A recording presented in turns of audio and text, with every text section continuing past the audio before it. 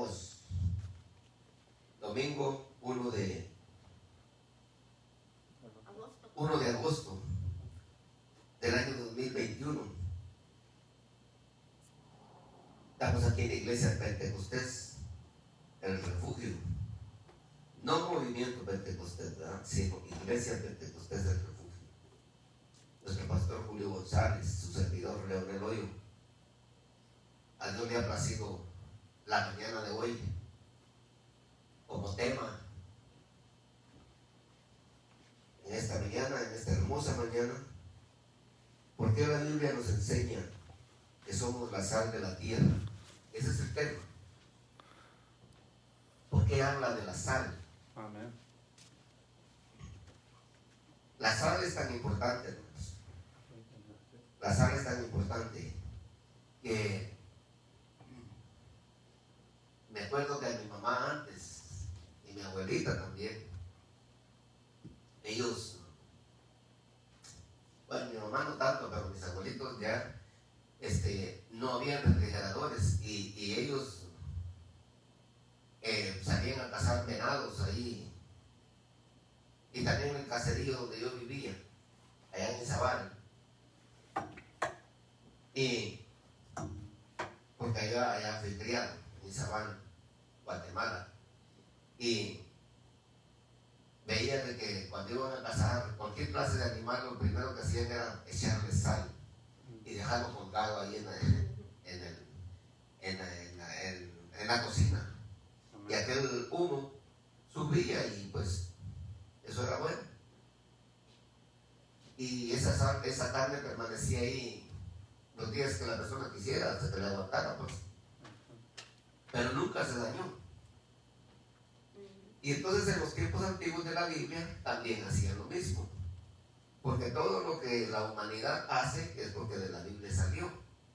No hay nada que haya el hombre inventado antes que la Biblia existiese, porque la Biblia viene, o sea que no hay nada atrás de ella, más bien. Quien está en la perfección es Jesucristo. Amén. Y todo hombre,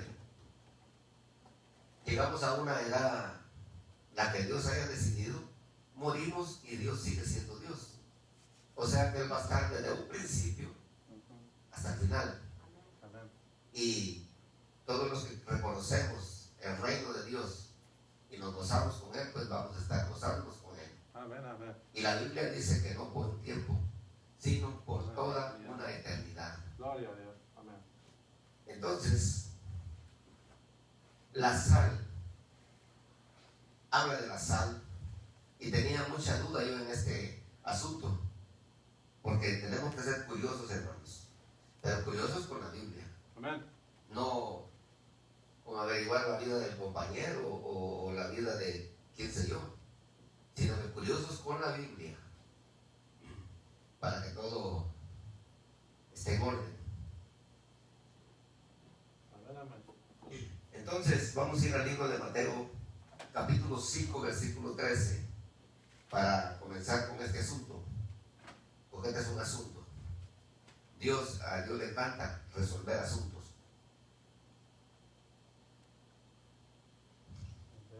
Nos ayuda pues a resolver asuntos. Él ya los tiene todo señalado. Nosotros somos los que no hallamos, porque no le podemos llamar problema a nadie. Todo el que está en Cristo dice, las cosas positivas tienen que ser para nosotros. Nos dice Romanos, en su capítulo 4. Nosotros tenemos que declarar las cosas que no son como si fuesen. Amén. Sean, ni no tenemos por qué estar hablando si se podrá o no se podrá. En Cristo todo se puede. Mateo 5:13. La palabra, ¿sí lo tienen? Amén. La palabra de Dios se lee honrando al Padre, al Hijo y al Espíritu Santo. Vosotros sois la sal de la tierra, pero si la sal se desvaneciere, ¿con qué será salada? No sirve más para nada, sino para ser echada afuera y hollada por los hombres. Amantísimo Dios y eterno Padre, estás en los cielos, gracias te damos, Señor amado. Gracias, Padre, por tu amor infinito, por tu gracia, por tu poder, porque en ti, Señor amado, hay esperanza. hay, Señor amado, esperanza de vida. Hay amor, Señor amado. Dios fuerte, Dios poderoso, Dios grande. Te pido, Señor, por mis amistades, mis amigos, mis hermanos, en las redes sociales, Padre. Bendícelos, Señor amado, guárdalos, dales fuerza para que ellos puedan, Señor amado, salir adelante, ya sea en sus trabajos, en su vida diaria, Padre poderoso. Si hay alguno que no haya aceptado tu palabra, Señor amado, pero está pendiente, atráelos, Señor amado, tu palabra, bendícelos, guárdalo, dale esa fuerza, ese conocimiento, esa sabiduría, Padre Santo, que todo cristiano, buen hijo tuyo, Padre Santo, la tiene, para buscarle tu palabra y saber que en ti hay paz, en ti hay confianza. La paz, Señor amado, no la da el mundo, ni la multitud de gente, Padre. La paz la das tú, Señor amado, porque tu palabra dice: mi paz os dejo, mi paz os doy. Gracias, Señor amado, bendice hasta allá a Houston, Texas, a René Sandoval y toda su familia, Padre. Guárdalos y cuídalos, Dios mío. Ese lugar también, Padre poderoso, que esté en tus manos. Como también a René Loyo, Padre poderoso, allá en Perú, Dios mío. Guárdalo y cuídalo, Dios mío. Dale fuerza, dale fortaleza a ese varón, Dios mío. Sácalo adelante, Dios mío, en sus trabajos, en sus quehaceres. Que sus deseos, Padre Santo, de su corazón sean cumplidos a través de tu palabra, Dios mío. Bendícelo, guárdalo. Si este problema, Señor amado, ayúdalo. Dale fuerzas, Padre, para que pueda resolver los problemas. Dale sabiduría e inteligencia, Padre. En el nombre de Jesús de Nazaret, Padre, te pido por él y por toda su familia, Dios mío, y por todo Perú, Señor. Que defiendas ese país, bendícelo, guárdalo, Señor. Como Venezuela también, bendice, dale paz a ese país también. Colombia, Señor amado. Guatemala y así mismo Jerusalén, Padre Santo. Bendito eres, Padre poderoso. Tú eres el promotor, Señor amado, de la paz. Y no solo das paz a un país y la quitas de ahí, la pones en otro sitio. Tú lo haces, Señor amado, con tu plenitud. Gracias, Señor amado. Gracias, Espíritu Santo. Bendice a mis hermanos. Estamos aquí presentes, Dios mío, en el nombre de Jesús. Amén.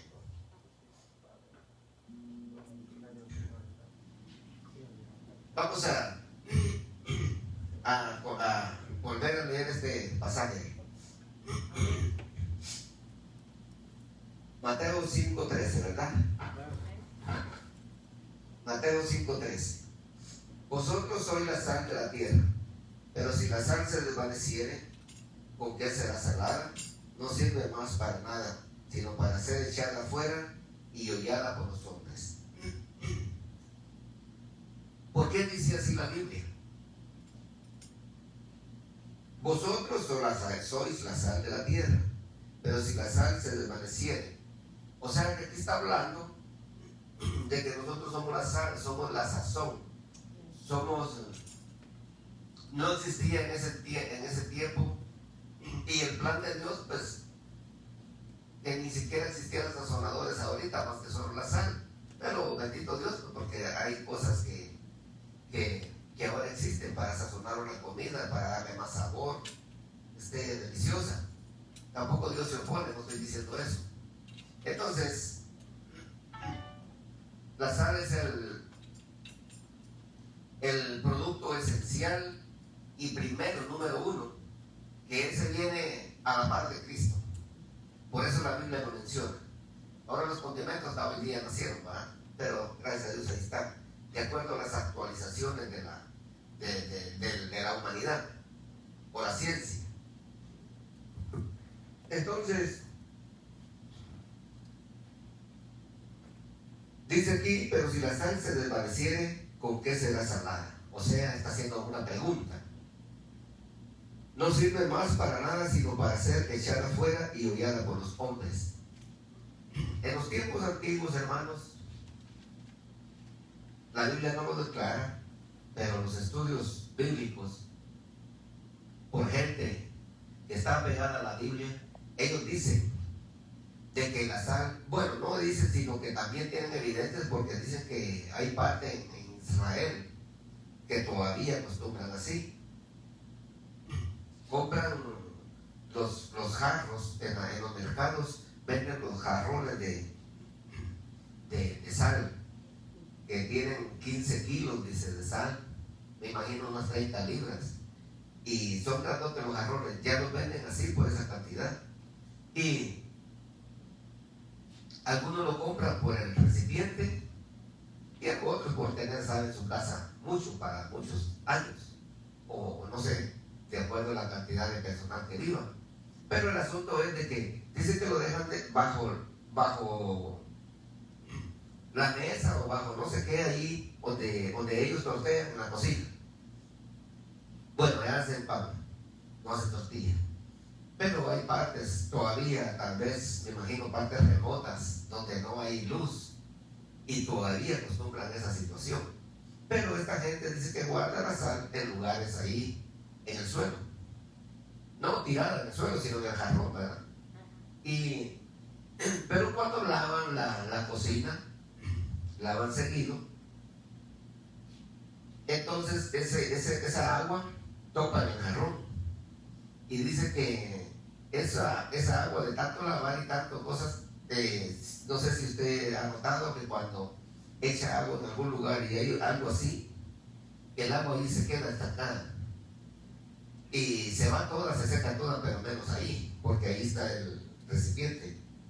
Y entonces estos jarrones, como eran de barro, absorbían el agua. Y entonces ya venía la sal y se hacía líquido. Empezaba a llorar. Y entonces de abajo empezaba para arriba a consumirse. De manera que tantos eran montillas que la sal ya parecía piedra, la pura piedra, sin sabor. Entonces, ¿qué hacía la gente? La sacaba de los recipientes y la tiraba a la calle, pero no la tiraba a los puños, sino que la regaba. La regaba. Igual que la sal del mar muerto. Esa sal no sirve.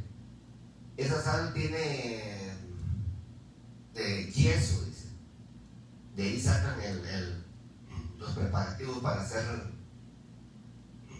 Dice ahí una aclaración, pero yo entendí que es el Chiroc o el drywall o la tabla yeso, no sé cómo le llaman en otros países. Entonces de ahí, de este producto, de esa sal, es que sale. Esa sal es mala, es dañina para la humanidad, no tiene sabor a salado, sino que tiene otro sabor. Pero la gente dice que lo ocupa para echarlo en las calles también. Eso evita de que nazca, ¿cómo le dijera yo? La vegetación. La hierba, en las calles. Entonces esa sal lo mismo hace. Cuando esa sal queda insípida, que ya no sirve, la echan en la calle y la riegan. Cada quien, y si el otro le salió igual, entonces sigue el camino a modo de mantener limpio el frente de su terreno. Entonces por eso dice aquí, no sirve más para nada, sino para ser echada afuera y hollada por los hombres, pisoteada, porque ahí pasa la gente, el camino de la gente, y para eso es lo que sirve. Entonces, es una aclaración también la vida del cristiano. La vida del cristiano, si no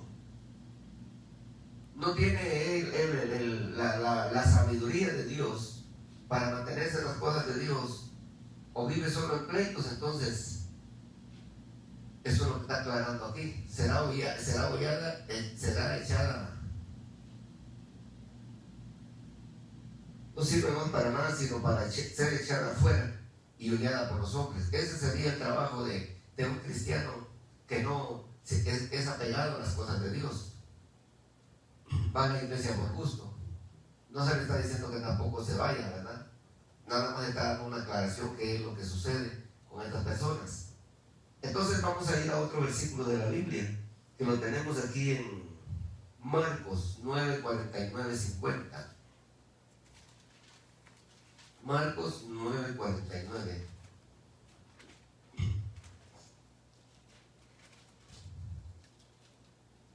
Amén. Sí lo tienen entonces. Porque todos serán salados con fuego, y todo sacrificio será salado con sal. Buena es la sal, mas si la sal se hace insípida, ¿con qué la sazonaréis? Tened sal en vosotros mismos y tened paz los unos con los otros. Está diciendo tener paz unos con los otros. O sea, pues que seamos sazonados con sal, que seamos personas como cuando estamos comiendo, que aquello lo comamos con gusto, porque la sal está a su nivel, no está salado ni tampoco está desabrido, sino que está a su nivel. Entonces eso nos llena a nosotros, nos alimenta bien el comer algo con gusto. Hay personas que piensan que comer carne, ese es el alimento más especial que hay, ¿no? Y ese es el alimento que más destruye, porque eso es guardado en el estómago. La carne de res parece que una semana está ahí guardada en el estómago, y la carne del puerco parece que 22 días. Entonces eso es malo, tenerlo tanto tiempo en el estómago, y no puede salir de ahí hasta que el estómago no lo digiera bien, porque el cuerpo lo necesita que esté bien digerido, porque si no hay enfermedades en uno. Entonces hay personas que comen mucho cerdo. Nosotros no, yo de hecho pues algunas veces chicharrones he comido, pero gracias a Dios que ahorita hasta eso dejé de comer. No por miedo, sino porque hay cosas que la Biblia prohíbe. No las prohíbe por que es pecado y que nos vamos a ir al infierno, como prohíbe el cuerpo. No es cosa de que si lo como voy a ir al infierno, es que dice la Biblia. No se trata de eso. Lo que pasa es que Dios tiene el cuidado también de que nuestra salud esté bien, nuestra alimentación esté bien.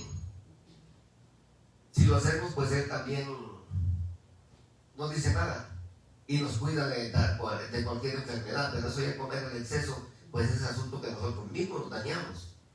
Por esa razón es que hay situaciones aquí de las cuales los judíos no las practican, no porque sea pecado delante de Dios, sino que también es una obediencia delante de Dios, porque si la Biblia lo dice y lo obedecemos, a Jesucristo le agrada, porque ese es el plan de Él, que nosotros le obedezcamos para ser bienaventurados, ¿verdad? Entonces, dice aquí, buena es la sal, mas si la sal se hace insípida, ¿con qué la sazonaréis? Tened sal en vosotros mismos y tened paz los unos con los otros. O sea que la persona que vive en comunión con otra, o nosotros que vivimos aquí contentos, está demostrando que tenemos sal. O sea que nos agrada platicar uno con otro. Porque la comida que está salada uno la deja ahí, o tal vez hasta la tira, o le echa algún ingrediente más para que sea menos lo salado. Pero la verdad, dice el apóstol Pablo también que vuestras palabras sean sazonadas con sal. Está hablando pues de estar sazonados para agradar, para caer bien. Primero a la gente, porque hay oportunidades donde Dios dice que nosotros tenemos que agradar a las personas para que Dios esté contento. Pero si estamos nosotros en pleitos aquí abajo, entonces ¿cómo lo vamos a agradar a Él? Primero tiene que ser, dice, al que vemos, o al que no vemos primero, ¿verdad? Entonces, dice, ¿cómo vas a amar al que ves? Y dices que amas al que no ves. Ajá. Entonces, así es, hermano. Entonces aquí tenemos, y esto se llama pacto. Por eso Dios, vamos a ir a un versículo aquí, Levíticos 2:13. Levíticos 2:13.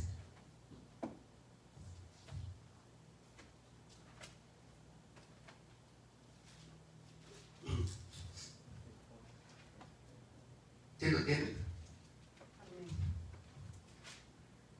Amén. Dice la Biblia, y sazonarás con sal toda ofrenda que presentes, y no harás que falte jamás de tu ofrenda la sal del pacto de tu Dios. En toda ofrenda tuya ofrecerás sal.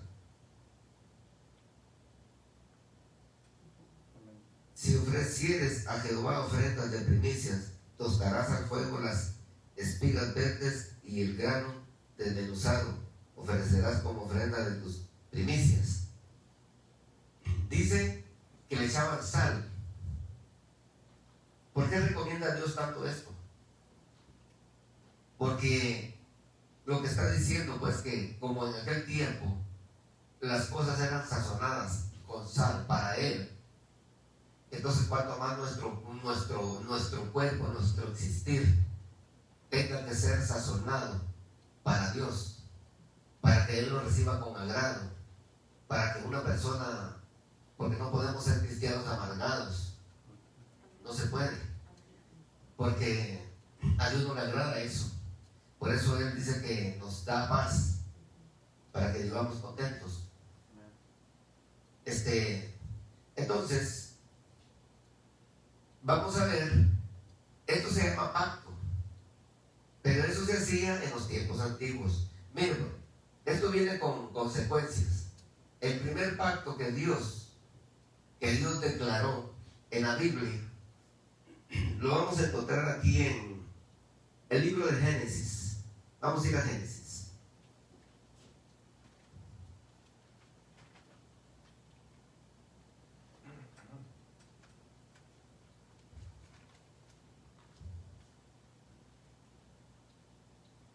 Vamos a ver dónde. En este presente tenía Génesis 15, del 7 al 12. Aquí lo tengo enfrente y no lo veía. Génesis 15. Génesis 15, del 7 al 12.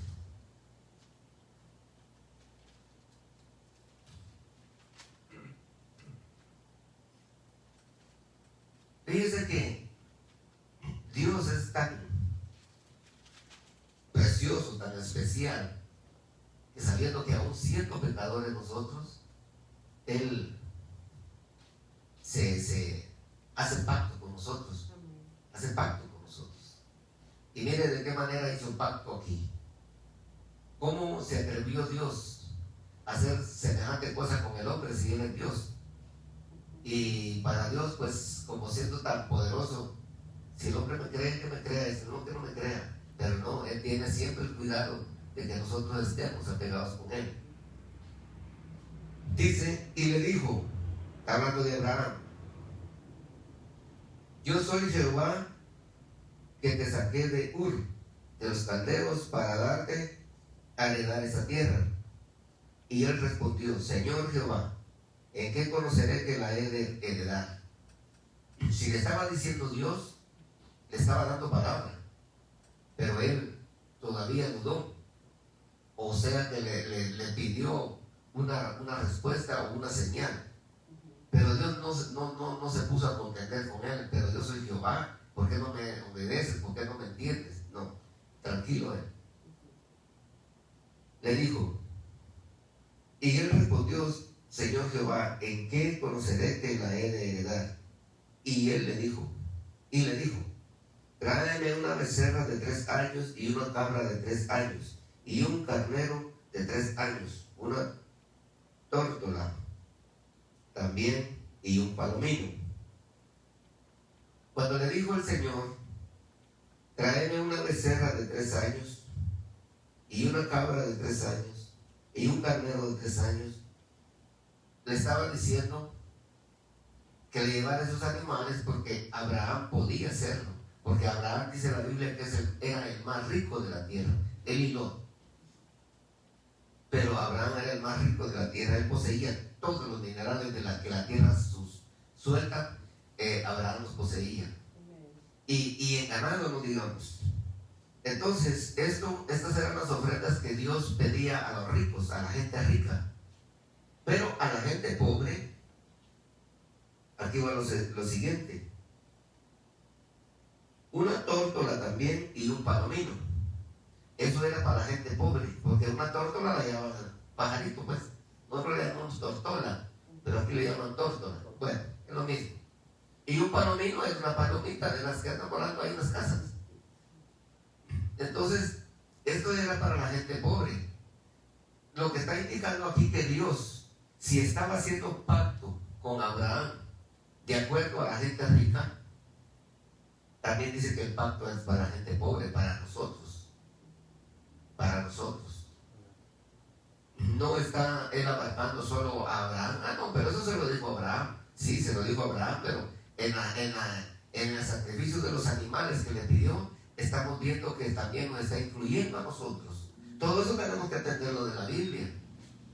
Entonces,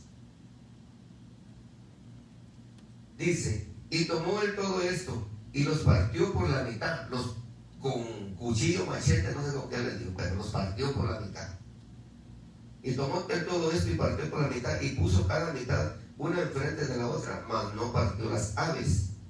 Y descendían aves de rapiña sobre los cuerpos muertos y Abraham las ahuyentaba. Lo que está indicando aquí, que dice, y tomó él todo esto y lo partió por la mitad y puso cada mitad una enfrente de la otra, mas no partió las aves. La puso una mitad de un lado y mitad del otro lado. Y dice que ese fue el pacto que Dios hizo aquí. Dios pasó por entre medio de los animales. Porque antes los pactos así se hacían. De que partían un animal por menos cuando compraban una heredad o un lote de ganado. Entonces dice que las dos personas que hacían el trato cortaban el animal por mitad y partían mitad para allá y mitad para acá, delante de testigos, de 2 o 3 testigos. Y el hombre que quedaba endeudado con el otro, debiéndole una cantidad del ganado, o debiéndole una cantidad del terreno que comprara, o una casa, lo que fuere, o sea, dándole fiado, pues, vamos, para ser más directos, eso es lo que entendemos nosotros, para no estar con tanto rodeo ahí, dándole fiado, pues. Este pasaba por el medio, y cuando pasaba por el medio le estaba diciendo, simbólicamente, así me hagan a mí si yo rompo este pacto, si yo no te pago. Y mire cómo fue Dios allí, que no fue Abraham el que pasó por el medio, sino fue Dios.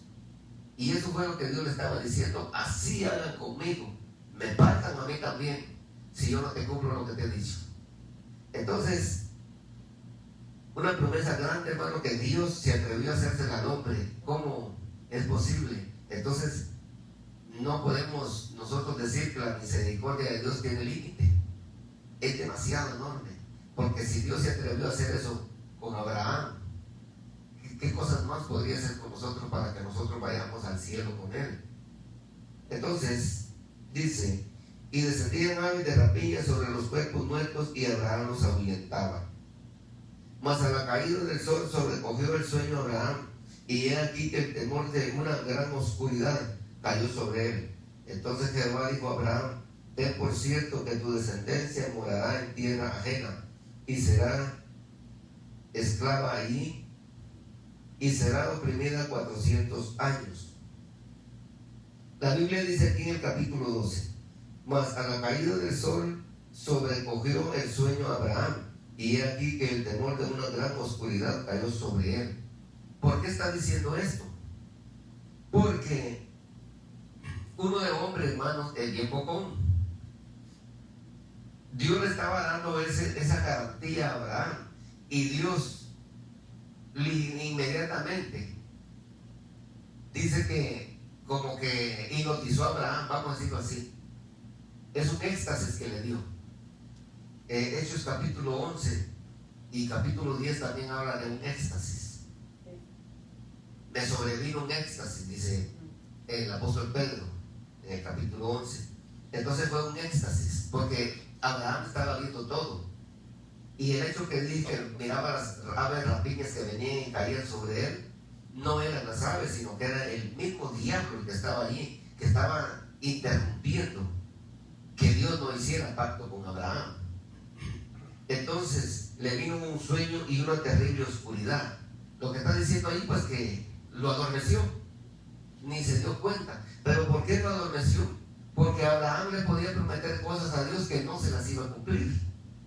Por eso fue que Dios inmediatamente, tras haber hecho el pacto con él, ligero, dice que les cubrió de oscuridad, porque él no quiso que Abraham fue a abrir la boca, a decirle, bueno, si tú me prometes esto, yo te prometo, y no sé qué, y nunca le cumplió las cosas que le prometió, porque ya ve pues que cuando le dijo, te daré hijos como las estrellas del mar, él luego vino y le echó pesca a la pobre Abraham.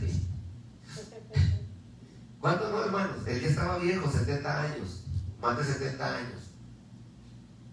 Y la muchacha estaba como unos 24, 26 años. No vayan a creer que porque era la sirvienta de Sara andaba toda despeinada, toda descalza. No, esa era una mujer excelente, hermano.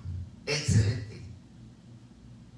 Y porque vivía en la casa del hombre más rico de la tierra. Tenía buenas comodidades ella. Y Sara, diciéndole eso, que se acostara con Agar, su esclava. No, hombre, él no le habló ni dos veces. Le dijeron, le echó pesca a la mano y vámonos. Ya que insistí, le dijo, se la llevó. Entonces, ¿cuántas cosas suceden en el hombre? Eso es lo que estamos viendo aquí. Y entonces Dios no quiso que Abraham fuera a abrir la boca por algo que no lo iba a cumplir. Por eso lo cubrió de sueño. Y aquí en el versículo 17, 15-17. Y sucedió que puesto el sol y ya oscurecido, se veía un horno humeando y una antorcha de fuego que paseaba por entre los animales divididos. Era el poder de Dios. Era el poder de Dios. Dice que solo la antorcha se veía. A Dios no se veía, pero la antorcha sí. Eso pudo ver Abraham nada más de Dios. El fuego de Dios. Entonces, vamos a ir aquí a Jeremías 34:18. Jeremías 34:18.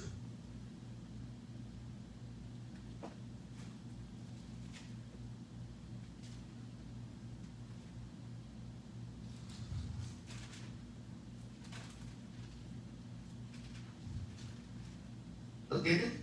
Amén. Dice la Biblia así: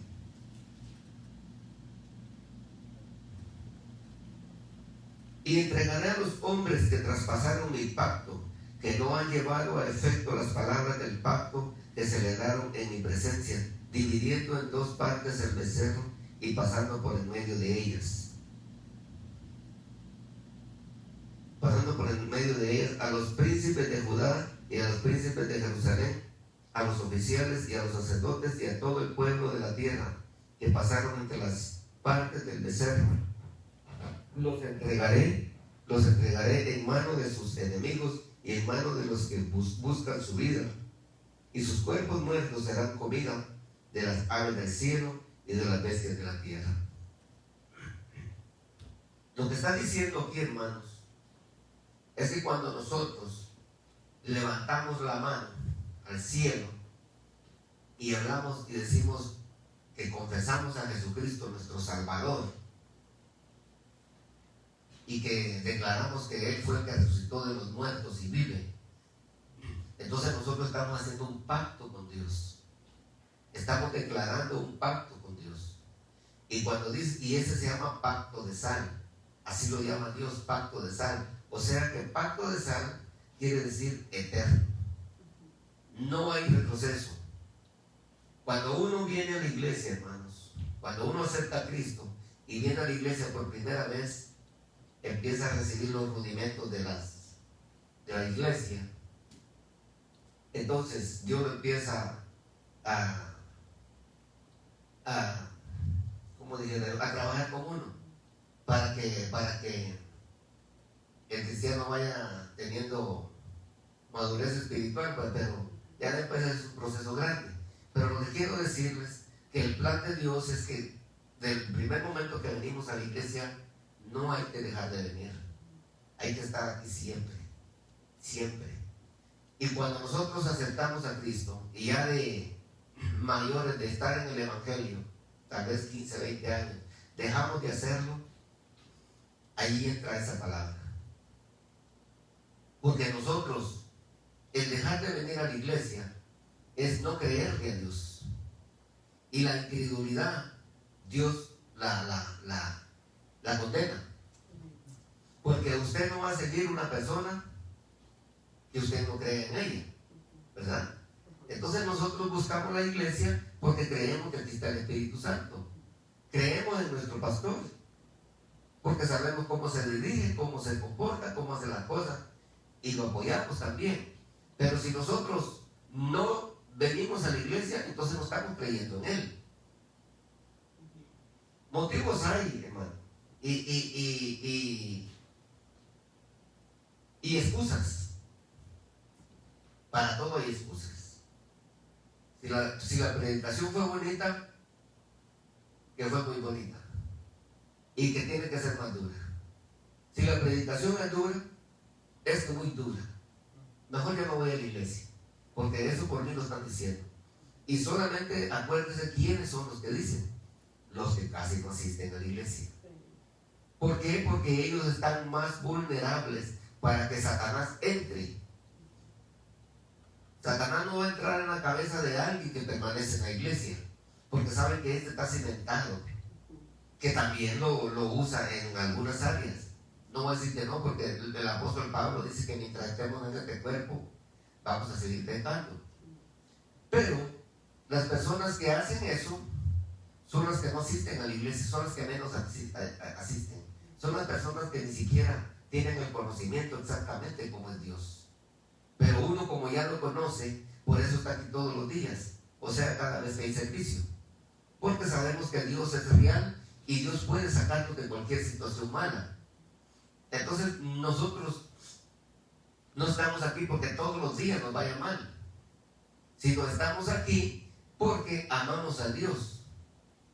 ¿Se han dado cuenta nosotros, de todos nosotros, nos hemos dado cuenta que cuánta gente ha venido a esta iglesia, verdad? Y se han ido, algunos ya no vinieron, algunos aquí estamos todavía.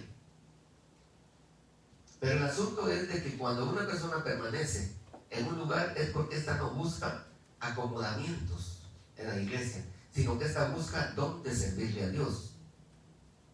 Y ese es el punto aquí, cómo Dios hace pacto con nosotros, porque nosotros no hacemos pacto con Él, Él hace con nosotros. Y entonces a esas personas es la que Dios apoya. No es que apoye más a unos que a otros. Dios es el mismo y es igual. El asunto es que cada quien busca más de Dios. A ese es el que Dios se dirige para darle su sustento. Entonces, vamos a seguir aquí. Dice, vamos a volver a repetirlo.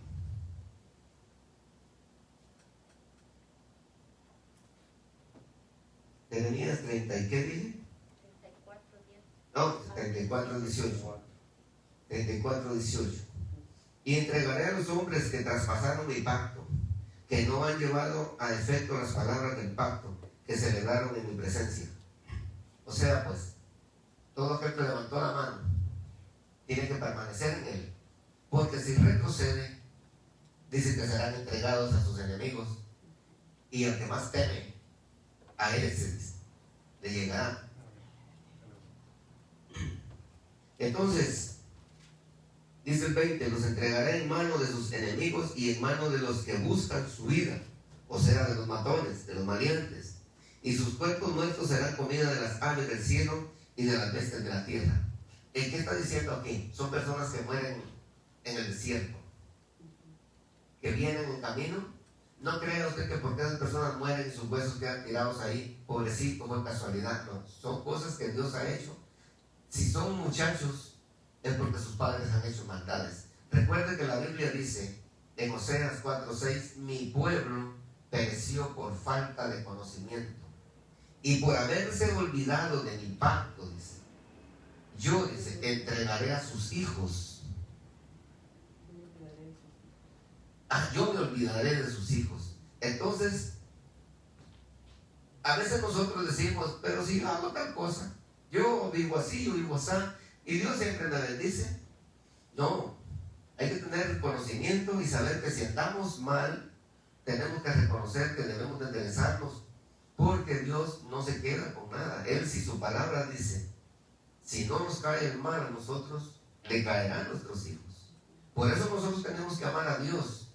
Y si amamos a Dios tenemos que amar a nuestros hijos, porque ese es el plan de Dios, de que si a nosotros no nos cae el mal, a nuestros hijos les va a llegar, porque eso fue lo que le dijo acá, por mano del rey, por mano del profeta Micaías. Le dijo que acá no sufrirá lo que he dicho acerca de él, porque me agradó en algo, pero a sus hijos le dijo, a ellos les caerá en sus días. Y así pasó. Entonces, no creamos nosotros que si hicimos algo malo o estamos haciendo algo malo, Dios se va a quedar así nomás. No nos está pasando nada, no nos pasó nada. Pensemos en nuestros hijos. Si los queremos, pues tenemos que acomodar nuestra vida con Dios para que no les pase nada. Entonces ya vamos a terminar.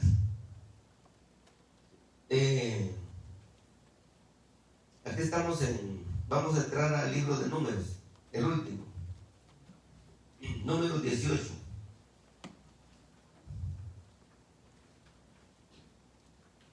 Números 18, 19, 21.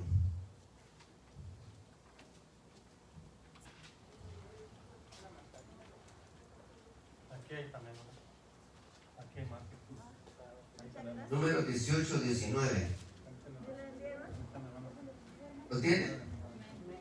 Todas las ofrendas elevadas de las cosas santas que los hijos de Israel ofrecieron a Jehová, las he dado para ti y para tus hijos y para tus hijas, contigo, por estatuto perpetuo, pacto de sal, perpetuo es delante de Jehová, para ti y para tu descendencia contigo. Aquí está hablando, hermanos, también cuando nosotros comemos con alguien. Cuando nos comemos con alguien, estamos haciendo nosotros un pacto de sal, pacto de amistad. Entonces nosotros no tenemos por qué tener amistades con alguien si una vez comimos con él. Eso se llama pacto de sal. Lo que está hablando aquí la Biblia es también, lo que más claro está, es que Dios le está diciendo a los levitas que todo lo que el pueblo traiga santificado para Dios, para su casa, eso es lo que va a ser para ellos. O sea que formalmente, hermanos, al estar en contra del diezmo, vamos a tirarnos a este asunto que no viene nada al tema, pero como estamos leyendo que es pacto de sal, entonces quiere estar hablando aquí de que no solamente la iglesia podría darle el existir o el mantenimiento al pastor, pues vamos a decirlo así, sino que también a los levitas, porque eso es lo que dice Dios. Por eso a los levitas no les dio heredad en Canaán o en Israel hoy día, porque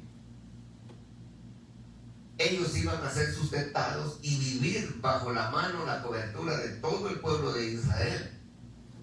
Ellos no iban a trabajar y tampoco se les iba a dar heredad, sino que ellos iban a, no sé si se acuerdan ustedes, pero allá en Guatemala, no sé si en México, El Salvador, Honduras, qué sé yo, pero en Guatemala yo me acuerdo que había un pastor en aquel entonces, hace mucho, y un hermano decía: yo quiero darle de comer al pastor una semana.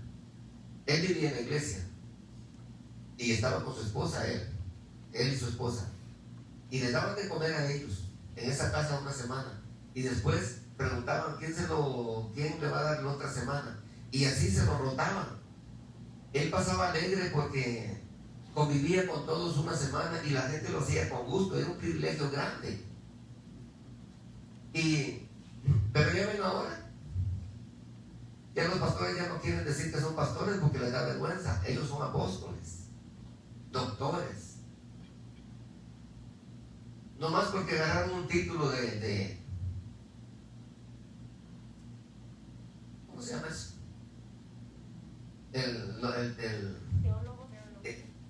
Teólogos, sí, teólogos también, hermano. Eso es, teólogos son, no teólogos, porque están hablando unas locuras tremendas, diciendo que son apóstoles. Hay uno allá en Panamá que dice que es es patriarca, dice.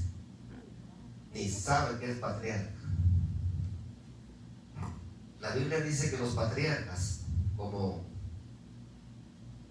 Abraham, era un patriarca. ¿Por qué razón era un patriarca? ¿Por qué se le llama patriarca? Porque a ellos Dios les hizo promesa de entregarle la tierra. Les dio familia, heredada por Dios. Jacob es un patriarca, porque le dio las 12 tribus de Israel. Job es un patriarca, porque le mató a toda su familia y le devolvió otra al doble. Moisés es un patriarca, le entregó el pueblo de Israel para llevarlo consigo, sacado de Egipto a Israel. Noé, otro patriarca. ¿Por qué razón? Por eso, porque a ellos les heredó la tierra, a sus familias. Entonces, ¿cómo estas personas dicen que son patriarcas si no les ha dado nada? Nosotros no podemos decir que somos ni siquiera apóstoles. Eso, hermanos. Y ellos, como ya son estudiados, teólogos, por esa razón ellos dicen que son profetas. Entonces vamos a quedarnos aquí, hermanos. Si tienen alguna pregunta sobre el pacto de sangre, podemos resolverla, y si no, pues alguno tal vez la sepa, si no la sé yo. Y si no lo hay, pues vamos a orar al Señor. Hermano, dígame. Y les llaman patriarcas porque son padres de la humanidad. Claro, son padres. Abraham es nuestro padre. Miren, allá en el cielo la Biblia no lo declara, pero dicen que nosotros no le vamos a llamar padre a nuestro padre antes de aquí en la tierra. Adán es nuestro padre. Adán, porque él fue el que nació primero. De ahí viene Abraham, él también es nuestro padre, porque nosotros, a él le dio la tierra por heredad. O sea que nosotros somos hijos de Abraham, no porque seamos del linaje de él. Ya hablamos muchas veces que somos del linaje de Efraín, no de él. Pero como Dios le dio la tierra a él, porque él es el dueño del cielo y de la tierra y de todo, entonces nosotros somos injerto de él por medio de la sangre de Jesucristo. Entonces a ellos fue los que le dio la tierra por heredad. Ellos son nuestro padre. Por esa razón es que ellos son patriarcas. Hermano, y por eso el pueblo de Israel dice las promesas que les diste a vuestros padres, a nuestros padres, pero no se refiere padres los terrenales, sino esos padres espirituales. Sí, eso es. Por esa razón es que la Biblia menciona los patriarcas. Eso quiere decir patriarca, a los que Dios les heredó la tierra. Elías no era patriarca, era profeta. Era el profeta de la ley. Él fue un hombre que asumió la ley, y no con cualquier gente, sino con el mismo rey y con la perversa, que sabe que era el mismo diablo. Entonces, ¿qué fue el otro? Moisés también, Moisés enfrentó la ley. Fue el pionero, vamos a decir, el que comenzó la ley, porque con él fue el que empezó el asunto Dios. Y Elías es el representante de los profetas, lo estaba diciendo al revés, es el representante de los profetas, porque él fue el que peleó mucho con Acab, y después de él viene la raíz de todos los profetas, que viene Jeremías, Isaías y todos esos, Ezequiel, Malaquías, sí, muchos, todos los que menciona la Biblia, porque ya los conocemos, vienen. Porque por eso allá en la transfiguración le salió Moisés y Elías, y estos hombres no entendieron por qué habían salido ellos. Y Dios lo que estaba diciendo, si lo apaga, hermano,